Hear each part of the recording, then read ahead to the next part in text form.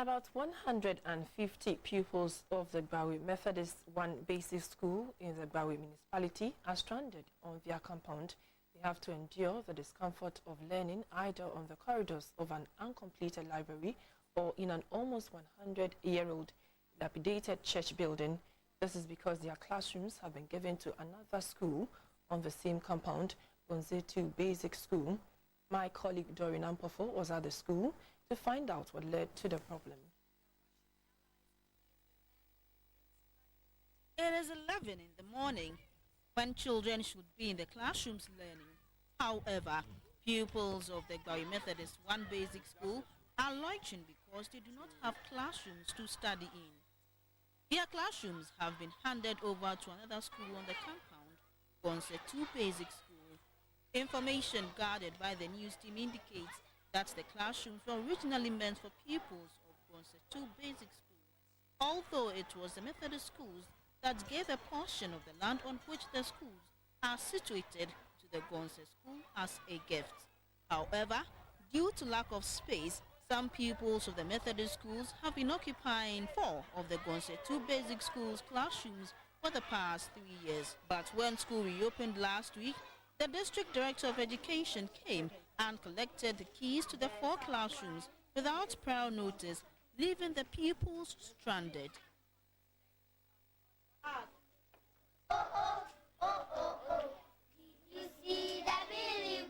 Some of the affected pupils in kindergarten have been forced to learn on the corridor of a yet-to-be-completed building, part of which is supposed to be a library.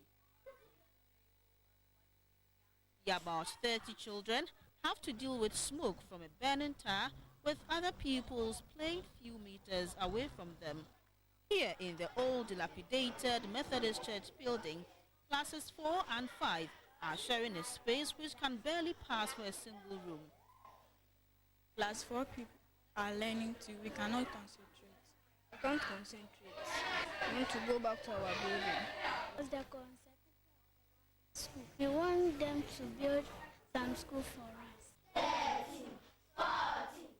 Godfred Ejelaye is the chairman of the school management committee for the 4 cluster of schools on the compound. We came here early in the morning, my first day at school. Visit the school and see what is going on.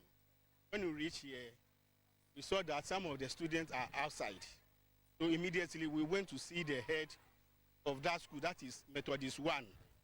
When we went there, the head has also been transferred and the new person has come.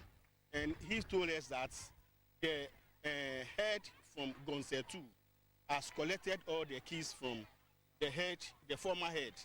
So now all the students are outside. We were annoyed.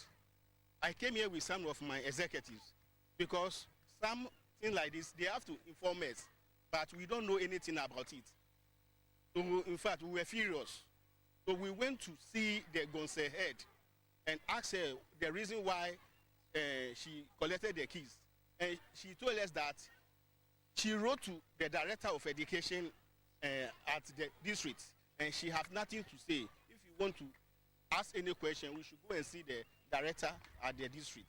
Mr. Ejelaye expressed worry that the pupils might have to go home if there was no immediate solution to the problem.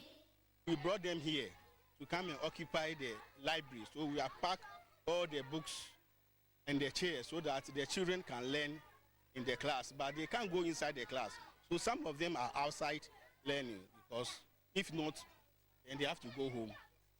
One of the targets of the Sustainable Development Goal 4 on education is to ensure that all girls and boys have access to quality early childhood development, care and pre-primary education by 2030.